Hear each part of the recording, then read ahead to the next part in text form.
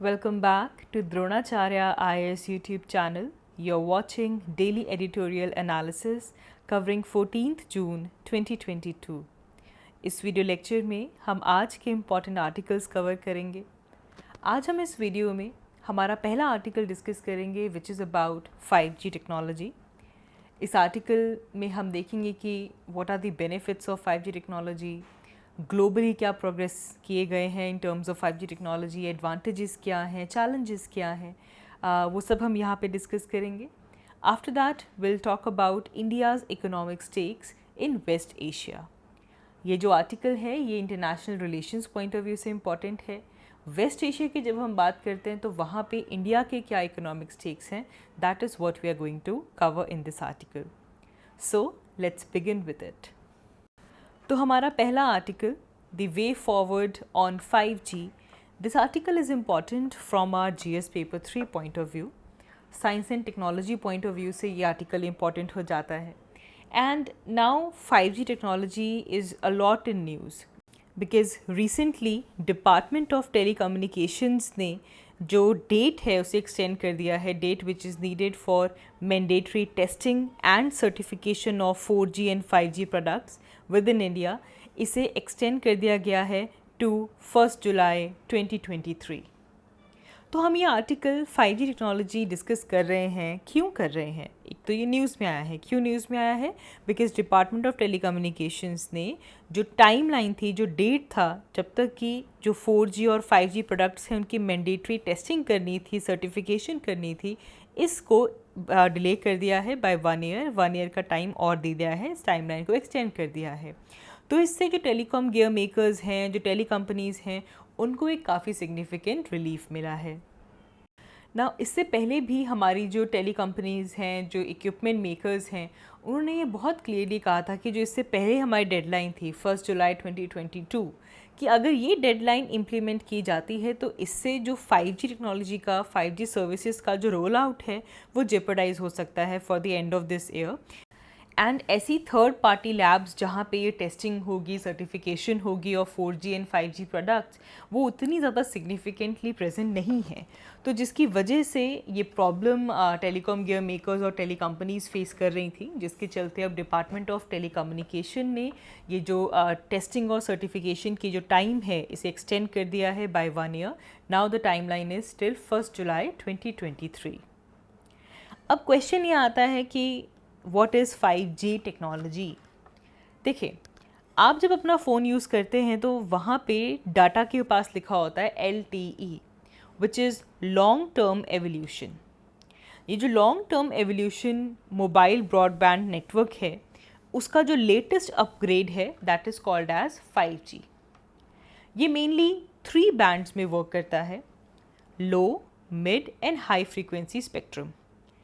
And इन सभी spectrums के अपने अपने यूजेस हैं, अपनी अपनी लिमिटेशंस हैं। नाउ अभी इस आर्टिकल में हम एक तो डिस्कस करेंगे कि इंडिया ने 5G सर्विसेज के रोल आउट के लिए क्या क्या प्रोग्रेस कर चुका है, एडवांटेजेस क्या हैं, डिसएडवांटेजेस क्या हैं, चैलेंजेस क्या हैं। उससे पहले एक बार देख लेते हैं कि ग्लोबल लेवल पे 5G सर्विसेज को लेकर क्या प्रोग्रेस हुई है।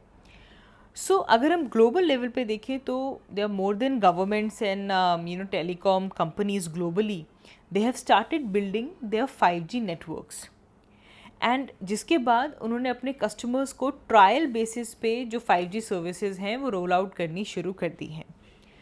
US की अगर हम बात करें तो US में there is company called as AT&T, T-Mobile, Virgin, they have taken lead in this. They are rolling out 5G for commercial purposes for the users as well. तो मोस्टली हर एक कंट्री के अंदर ग्लोबली अगर हम देखें तो governments और जो टेलीकॉम कंपनीज़ हैं वो अपने 5G नेटवर्क्स को बिल्ड आउट कर रही हैं। US में कुछ कंपनीज कमर्शियल स्केल पे 5G सर्विसेज दे भी रही हैं। अगर चाइना जैसी कंट्री की बात करें तो चाइना में भी there are some tele companies, जैसे कि China Unicom, they have started 5G trials in 2018 and तब से लेकर अब तक वो 5G सर्विसेज को कमर्शियल पर्पसेस के लिए रोल आउट करते आ रहे हैं। साउथ कोरिया की कंपनी है Samsung, they have started researching 5G technology in way 2011। 2011 से सैमसंग कंपनी ने 5G को रिसर्च करना शुरू कर दिया था। and therefore they have taken this lead when it comes to build up the hardware for 5G networks. So global level के बाद इंडिया की बारी आती है। तो इंडिया का अगर हम प्रोग्रेस देखें तो 2018 में हमने ये प्लान किया कि हम 5G सर्विसेज शुरू करेंगे इंडिया में, जितना जल्दी हो सके उतना। एंड हमारा यहाँ पे एम था कि एक तरह से जो बेटर नेटवर्क स्पीड है और जो स्ट्रेंथ है हम उसको कैपिटलाइज कर सकें। जो 5G टेक्नोलॉजी प्रॉमिस करता है कि नेटवर्क स्पीड बहुत अच्छा है, इट्स अ गुड स्ट्रेंथ, इन सबको हम कैपिटलाइज कर सकें। And even recently prime minister inaugurated India's first 5G test bed, जिससे कि जो स्टार्टअप्स हैं, जो इंडस्ट्री प्लेयर्स हैं, they can test their products locally and therefore they जो उनकी डिपेंडेंसी है अब्रॉड फैसिलिटीज़ के ऊपर वो कम होगी, और इंडिपेंडेंटली इंडिया के अंदर जो स्टार्टअप्स हैं, जो इंडस्ट्री प्लेयर्स हैं, वो अपने प्रोडक्ट्स को टेस्ट कर सकते हैं।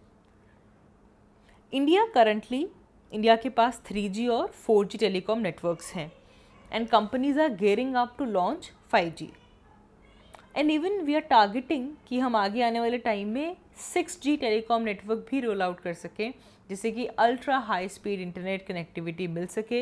एंड ये जो प्लान है that is by the end of the decade. And estimate तो ये किया जा रहा है कि जो 5G नेटवर्क रोल आउट है, इससे हमारी इंडियन इकोनॉमी में $450 बिलियन ऐड होंगे। Now when we talk about the advantages of 5G technology, तो बहुत सारी एडवांटेजेस हैं। सबसे पहली चीज़ तो हम इजीली मेक आउट कर सकते हैं, विच इज़ हाई स्पीड। देखिए, जो 5G है ये आपके मोबाइल फ़ोन्स, जो बाकी डिवाइसेस हैं, उनके ऊपर वर्क करती है। और अगर हम इसे कंपेयर करें टू 4G और 4G LTE, इनके कंपैरिजन में 5G की जो स्पीड है वो काफ़ी ज़्यादा है, इट वर्क्स फास्टर। प्लस जो लेटेंसी है वो काफ़ी ज़्यादा लो है। लेटेंसी मतलब आपने कुछ डाला और उसका जो रिज़ल्ट आने में, कोई वेब पेज को ब्राउज़ करने में कितना टाइम लग रहा है, कितना टाइम लग रहा है ओपन करने में, तो वो जो लेटेंसी जो है वो 4G के कंपैरिजन में बहुत ही ज़्यादा कम है। And therefore it can support new applications like artificial intelligence, internet of things, जो वर्चुअल रियलिटी है को लेकर जो एप्स हैं, वो सब यहाँ पे एफिशिएंटली वर्क कर सकती हैं, बिकॉज 5G की लेटेंसी काफ़ी ज़्यादा कम है। तो मोबाइल फ़ोन यूज़र्स बहुत इजीली अपने वेब पेज ओपन कर सकते हैं, they can browse their things without any hassles because latency is low. Also इसकी जो कैपेसिटी है वो भी ज़्यादा है। 5G की capacity is like 100 times more than that of 4G.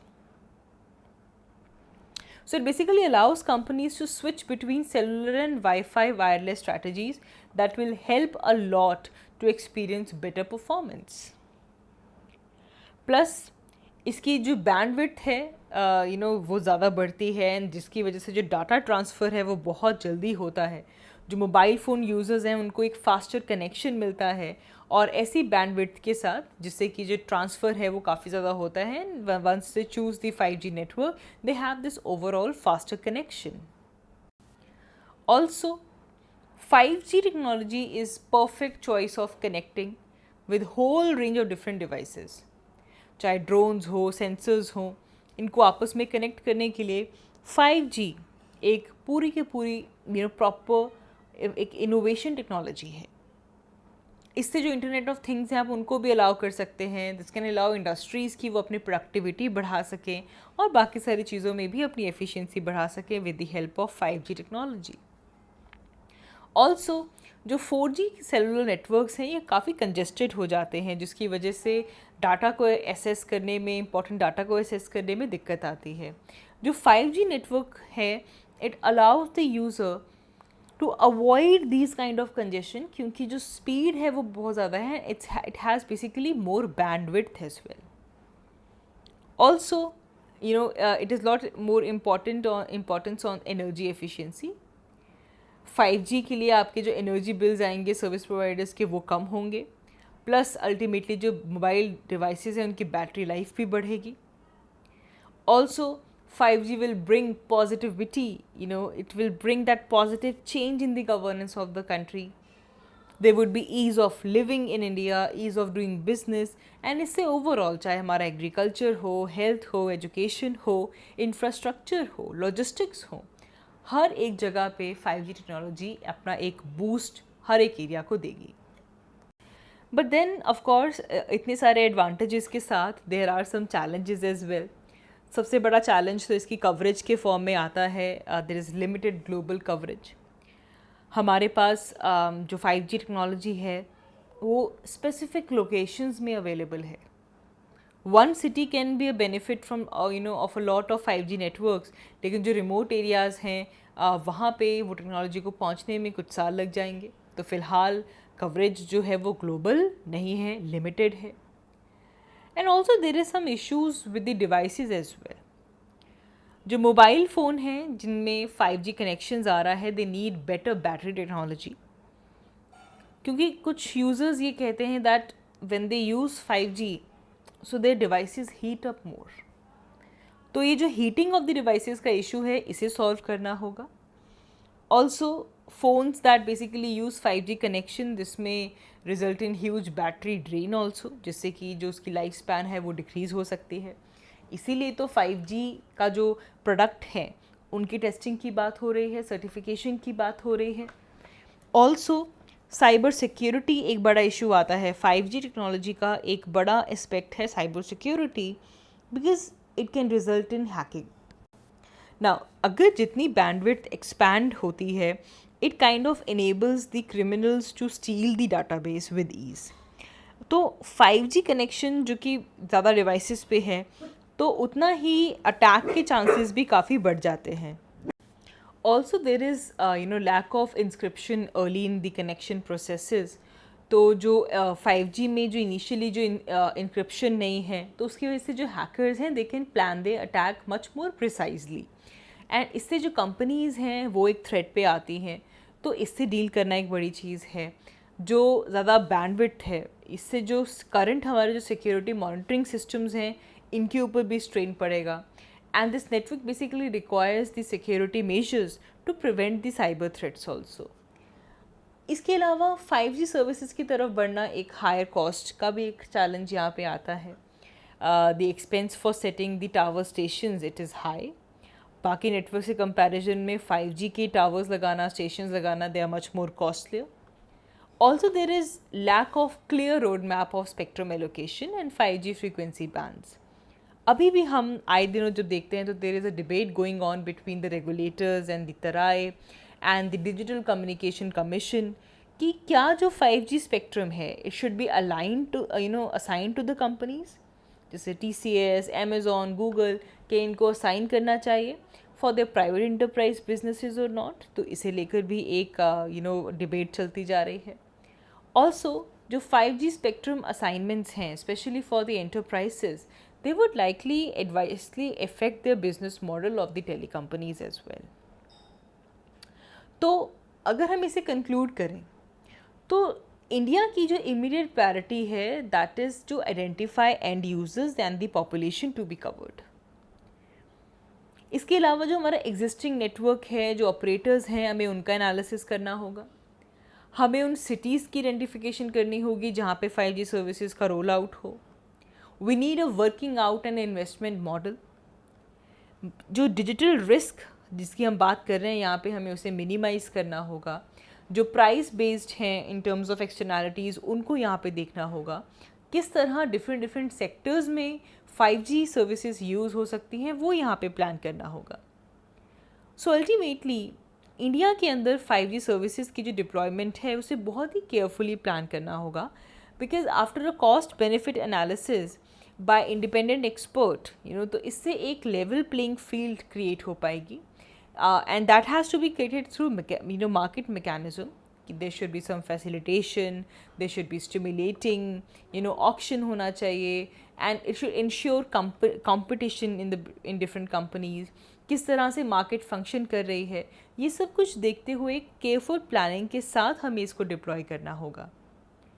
Plus 5G के लिए जो फंडामेंटल चेंज हमें चाहिए हमारे कोर आर्किटेक्चर में, हमारा जो कम्युनिकेशन सिस्टम है उसका जो आर्किटेक्चर है उसमें कुछ चेंजेस चाहिए होंगे.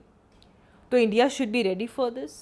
कि वो जो चेंजेस हैं वो बहुत ही रोबस्ट और स्केलेबल तरीके से हो सके और हम एक इंटेलिजेंट इंफ्रास्ट्रक्चर बिल्ड कर सकें which is capable of handling this massive traffic growth also. जो 5G नेटवर्क है इसकी डिमांड बहुत ज़्यादा है इन terms of investment and sophistication of operations. So this will not be achieved unless there is a playing field, in terms of level, and there is relevant, operators and honest incentive that will be provided to the operators. वो सभी जो कि new technology को embrace कर रहे हैं. 5G users they need to follow some other measures ताकि जो unwanted problems हैं वो minimize हो सके. So lastly we can say that with increased capacity, lower latency and energy efficiency, 5G is expected to significantly improve our state of art and enable the new applications. आगे बढ़ते हैं. हमारा next news article international relations point of view से important है. It is about India's economic stakes in West Asia. ये article आज के the Hindu newspaper में आया है. इस आर्टिकल को अच्छे से पढ़ते हैं, समझते हैं क्या दिया गया है. तो why we are talking about it. First of all West Asia और हम इंडिया की बात क्यों कर रहे हैं. Well recently this sphere of geopolitical issue is in news. There is a diplomatic fallout for the communally charged comments which were made by two erstwhile, spokesperson of the ruling party, and this kind of forced the government into firefighting mode. कुछ comments यहाँ पे दिए गए हैं India में कुछ ruling party के spokesperson की वजह के द्वारा, जिसकी वजह से अब गवर्नमेंट एक फायर फाइटिंग मोड में आ चुकी है to solve the diplomatic fallouts because of that. जिसके चलते आज हम यहाँ पे वेस्ट एशिया और वेस्ट एशिया में इंडिया के इकोनॉमिक स्टेक्स को यहाँ पे डिस्कस कर रहे हैं. So first of all what is the issue. जैसे कि हमने देखा कि कुछ प्रोवोकेटिव कमेंट्स इंडिया में किए गए थे बाय सम स्पोक्सपर्सन, जिसकी वजह से जो वेस्ट एशियन नेशंस हैं वहाँ पे इन कमेंट्स को लेकर बहुत ही ज़्यादा क्रिटिसिज्म और प्रोटेस्ट भी हुए हैं. एंड साथ ही में जो ऑर्गेनाइजेशन ऑफ इस्लामिक कोऑपरेशन है OIC and GCC gulf of cooperation council, यहाँ पे भी इन इंडिया में हुए कमेंट्स को लेकर काफ़ी क्रिटिसाइज़ किया गया है और डिस्कशंस काफ़ी ज़्यादा हुई हैं. इसके रिस्पॉन्स में इंडिया के ऑफिशियल्स ने एजर्ट किया that government it stood by country's traditional values and we respect all the religions. It has also tasked the diplomats to reach out to individual OIC member state and to reassure that India's position of an inclusive approach of all communities is still there. जो comment था इससे India की जो image है, हमारी जो traditional values हैं, सबसे बड़ी चीज़ that we respect all religion, वो ख़तरे में आ गई थी. जिसके बाद अब गवर्नमेंट यही मेजर्स ले रही है दैट हम कंट्रीज़ को वेस्ट एशिया में वो कंट्रीज़ जो कि इन स्टेटमेंट से इस कमेंट से अफेक्ट हुए हैं उनको हम ये भरोसा दिला सकें that India still respect our traditional values and we respect all the religions. Now सबसे पहले जब हम वेस्ट एशिया की बात करते हैं तो वेस्ट एशिया में कौन कौन से कंट्रीज़ आते हैं ये आपको पता होना चाहिए. So when we are saying West Asia it includes Georgia, Azerbaijan, Armenia, Turkey, Syria, Lebanon, Israel, Jordan, Saudi Arabia, Yemen, Oman, UAE, Qatar, Bahrain, Kuwait, Iraq, Iran. ये वो ऐसे कंट्रीज़ हैं जो कि हम वेस्ट एशिया में इंक्लूड करते हैं. Georgia, Azerbaijan, Armenia, Turkey, Syria, Lebanon, Israel, Jordan, Saudi Arabia, Yemen, Oman, UAE, Qatar, Bahrain, Kuwait, Iraq and Iran. यहाँ पे आप वेस्ट एशिया की कुछ इम्पॉर्टेंट चीज़ें देख सकते हैं. कुछ जियोग्राफिकल क्वेश्चंस यहाँ से काफ़ी इंपॉर्टेंट हो जाते हैं. जैसे कि एक तो आपको पता होना चाहिए कैस्पियन सी को कौन कौन से कंट्रीज़ अपना बॉर्डर शेयर करते हैं, ब्लैक सी को कौन कौन से कंट्रीज़ टच करते हैं, यहाँ पे मेडिटेरेनियन सी को कौन कौन से कंट्रीज़ टच करते हैं. Then here you have Red Sea, Here you have Gulf of Aden. Red Sea और गल्फ ऑफ एडन को कौन सी स्ट्रेट आपस में कनेक्ट करती है? सो here you have straight of बाब अल मंदेब. देन यहाँ पे आ जाती है आपकी पर्शियन गल्फ. पर्शियन गल्फ और गल्फ ऑफ ओमान को कौन सी स्ट्रेट कनेक्ट करती है? Then the answer comes Strait of Hormuz. This area is a peninsula. This is called as Arabian peninsula. World का सबसे बड़ा peninsula. This is the largest peninsula of the world, Arabian peninsula. Peninsula क्या होता है? एक ऐसा land mass जिसकी 3 sides पे आपको वाटर बॉडीज़ मिलती हैं. तो on the one side you have Red Sea, then you have here Arabian Sea और Gulf of Aden, and on the other hand you have Persian Gulf and Gulf of Oman. Therefore, this is the peninsula and world's largest peninsula. ये area काफ़ी important रहता है, West Asia. तो एक तो आपको ये पता होना चाहिए which part we are covering it as. अब देखो यहाँ पे ये पाकिस्तान है, ये अफ़गानिस्तान है. याद रखिएगा कि ये हम इतना हिस्सा इसके नीचे जितना भी है, दिस इज़ साउथ एशिया. यहाँ पे साउथ एशिया जाता है. एंड ये जो पार्ट है यहाँ पे कज़ाकिस्तान, तुर्कमेनिस्तान, तजिकिस्तान, उज़्बेकिस्तान, ये बन जाता है हमारा सेंट्रल एशिया. ठीक है जी. तो ये जो हिस्सा कलर्ड एरिया में आपको दिखाया गया है, this is West Asia. Georgia, Azerbaijan, Armenia, Turkey, Syria, Lebanon, Israel, Jordan, Saudi Arabia, Yemen, Oman, UAE, Qatar, Bahrain, Kuwait, Iraq, Iran. Now, why West Asia is so significant for India? That's the question. ना सबसे पहले अगर हम हमारे आपसी relations की बात करें, टाइज़ की बात करें, so we have cultural ties, economic ties and trade ties as well. And West Asia के साथ ये सब कुछ, चाहे वो कल्चरल टाइज़ हो, इकोनॉमिक टाइज़ हो, हमारी ट्रेड टाइज़ हो, ये सब लगातार डीपन अप होते जा रहे हैं. ना West Asia region, it basically serves as the land trade bridge.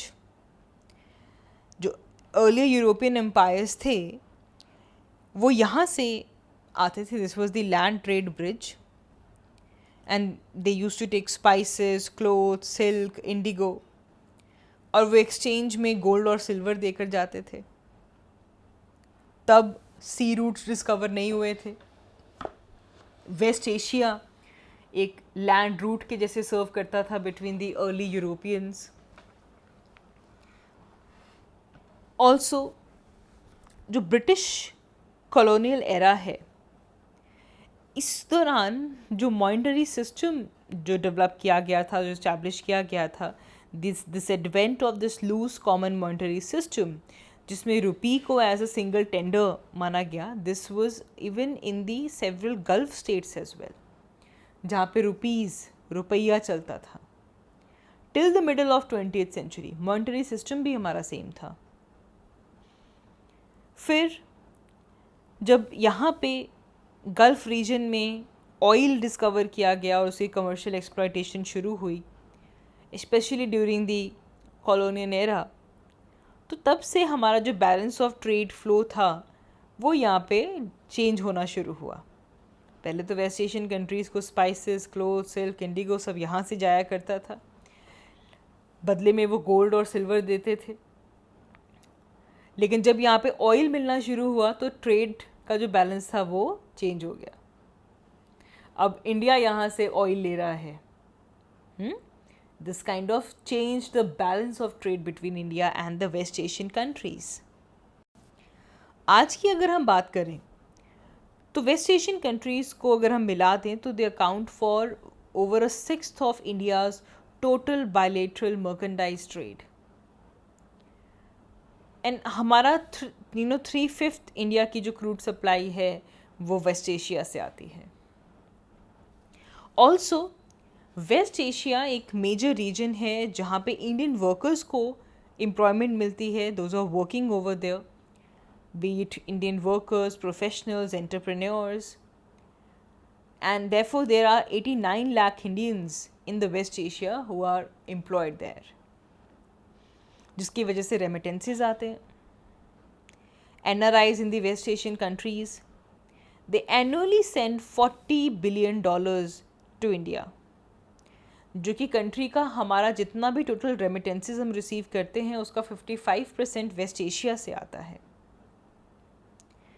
Also अगर हम यहाँ पे इन्वेस्टमेंट की बात करें तो कुछ सॉवरेन जो वेल्थ फंड्स हैं, जो लार्ज इन्वेस्टर्स हैं GCC के, they have also climbed steadily in recent India. तो हमारे रिसेंट ईयर्स में इंडिया के अंदर जो इन्वेस्टमेंट आ रही है उसका फ्लो भी वेस्ट एशिया से काफ़ी बढ़ चुका है. GCC एक पॉलिटिकल और इकोनॉमिक यूनियन है अरब स्टेट्स की. यहाँ पे मेनली वो सभी कंट्रीज जो कि गल्फ ऑफ पर्शियन गल्फ को जो बॉर्डर करती हैं. 1981 में इसे इस्टेब्लिश किया गया था. इसके 6 मेंबर्स हैं: Saudi Arabia, UAE, Qatar, Bahrain, Oman, Kuwait. These are the 6 members of GCC. Now the next question comes is why India is so dependent on West Asia, especially for our energy needs. Now अगर हम 2020 and 2021 देखें तो India को जो top export oil किया गया था that was done by Iraq, followed by Saudi Arabia. Iraq से 22% हमारा ऑयल एक्सपोर्ट होकर इंडिया आया और सऊदी अरेबिया से 18% आया. जो हमारी डोमेस्टिक क्रूड प्रोडक्शन है it meets less than 1/5 of our demand. हमारी जो रिक्वायरमेंट है उसकी रिक्वायरमेंट का only 1/5 can be fulfilled by the domestic crude production, जिसकी वजह से हमें जो ऑयल है, जो क्रूड ऑयल है, इसे इंपोर्ट करना पड़ता है to fill this gap of more than 80%. India में जो रिफाइनरीज हैं they have this they configured to process sulphur heavy sour grades of crude. और ये जो सल्फर हैवी क्रूड जो मिलता है ये मेनली गल्फ रीजन के अंदर प्रोड्यूस होता है. जितना स्वीटर ऑयल होगा, मतलब जितना उसमें लो सल्फर होगा, जैसे कि Brent, it proves to be more costlier than the sour grades. अब गल्फ में जो है वहाँ पे सल्फ़र ज़्यादा है लेकिन वो कंपैरेटिवली सस्ता है, क्योंकि अगर हम इसे कंपेयर करेंगे विद दैट ऑयल जिसमें जो स्वीटर है, जिसमें लो सल्फ़र है, वो कंपैरेटिवली कॉस्टलियर हो जाता है. तो क्योंकि वो कॉस्टलियर है इसलिए इंडिया फोकस किसके ऊपर करता है? वेस्ट एशिया के ऊपर, कि वहाँ से हम सावर ले लेंगे और इंडिया की रिफाइनरीज़ में उसे प्रोसेस कर लेंगे, रिफ़ाइन कर लेंगे, पर सस्ता ले लेंगे. तो एक तो यहाँ पे एनर्जी एक बड़ी टर्म आती है when we talk about West Asia. इसके अलावा हमें ये भी पता होना चाहिए कि what are other than the oil trade, जो नॉन ऑयल ट्रेड रीजन है उसमें इंडिया और वेस्ट एशिया किस तरह आपस में रिलायंट हैं. 2017 से 2021 तक अगर हम देखें, ईरान और बाकी जो GCC मेंबर कंट्रीज़ हैं they've accounted for 15.3% of India's cumulative two-way merchandise trade, जिसमें से कि UAE it contributed the lion's share of 7%, followed by Saudi Arabia. It's a key market. हमारी इंडिया की जो बहुत सारी कमोडिटीज़ हैं, चाय से लेकर बासमती राइस तक, इलेक्ट्रिकल इक्विपमेंट, एपरल, मशीनरी, इन सब के लिए वेस्ट एशिया एक बहुत अच्छी मार्केट है. India has signed a CAPA, Comprehensive Economic Partnership Agreement with UAE, जिसका एम है कि हमारा आपस में जो बायलेटरल ट्रेड है गुड्स में, इसे हम इंक्रीज़ कर सकें टू मोर देन $100 बिलियन, और सर्विसेज का जो ट्रेड है वो $15 बिलियन से हम इंक्रीज़ कर सकें over the period of 5 years. इस ट्रेड पैक्ट की वजह से जो इंडिया के एक्सपोर्टर्स हैं उनको एक प्रेफरेंशियल मार्केट एक्सेस मिल जाएगा. तो गवर्नमेंट एक्टिवली इस एरिया में काम कर रही है कि किस तरह से एक ब्रॉडर फ्री ट्रेड एग्रीमेंट आ सके in the entire region of Gulf corporation, because West Asia it is also hub for the markets in Africa as well. तो हमें अगर अफ्रीका को भी टारगेट करना है तो उसके लिए भी पहले हमें वेस्ट एशिया के अंदर जो अपनी जो रिलायंस है वो बना के रखनी होगी. So that is all for this video. इस वीडियो के लिए इतना ही. Thank you so much for watching. I will see you all in my next one. Thank you.